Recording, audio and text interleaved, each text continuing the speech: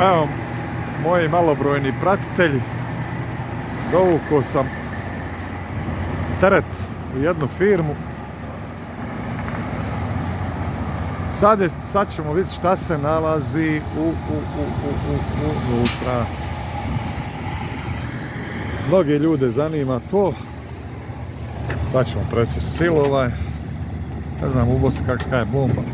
Kod nas kaj je silo ovdje. Otvorit ćemo.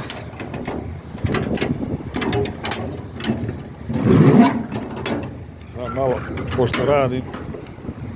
Oho. Šta je ovo?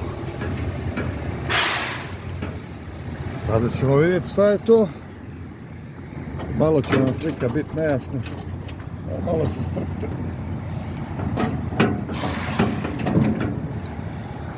Moram zakačiti vrata vama za ove kukice.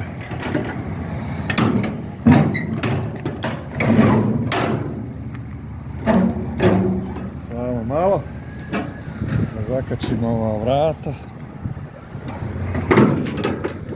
Moramo zakačiti ove kukice. Da vidimo, sad ćemo se popeti unutra. Da vidimo šta je to danas u Prikulci. Znači to su ovi namotaji papira. Ovo je otprilike teško oko 20 tona. Koliko ima? 1, 2, 3, 4, 5, 6, 7, 8 komada je teško otprilike oko 20 tona. Firma se zove Metsa Board. To vam je u stvari iz Europe, sad ne znam da li se to pravi ovdje ili se pravi u Europi, ali ova firma je švedsko-finska ili finsko-švedska. Sad da li oni imaju ovdje postrojenja u Americi, to ne znam. Uglavnom, Evropljan radi za Amerikanci.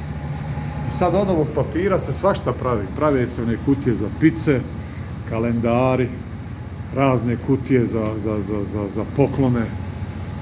Naravno, on je manje više u prirodnoj boji, onda oni kad naprave kutiju, oni to dotjeraju. Uglavnom, evo sad ćemo se ići parkirati. Reklame na broj 20, broj 20 je tamo. Ajde, toliko za ovaj mali kratki video.